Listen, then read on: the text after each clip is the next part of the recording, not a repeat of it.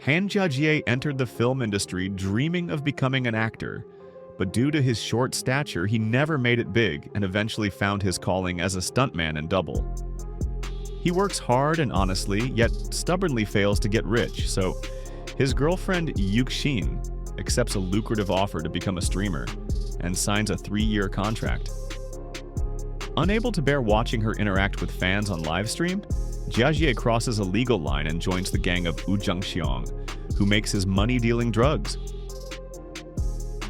Usually, Chinese online movies are shot as quickly as possible, with the main challenges arising in post-production, where every extra cent becomes a battle. But Special Double took a different path. Filming began in mid-2021, and a year later it still wasn't finished. Not because the creators needed an excessive amount of footage or because the project was so complex that a single scene took a week to shoot, but because this film seemingly had no budget whatsoever. It was shot on a leftover principle and whenever the actors and crew had free time and were willing to work, so to speak, for the art. This explains a lot, most notably, the near-total absence of a script. For the first half of the film, there simply isn't one. We're introduced to the protagonist and his girlfriend.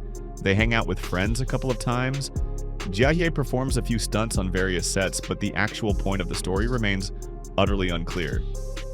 Then, at some point, Yu-Xin snaps and leaves, but even this doesn't kickstart the plot. Jiajie keeps doing the same things, just with a sad face now.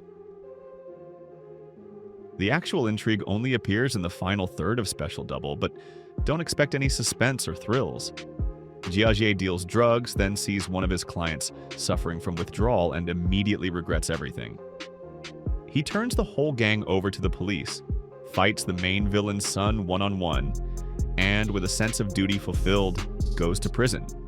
Because in Chinese cinema, the law forgives no mistakes.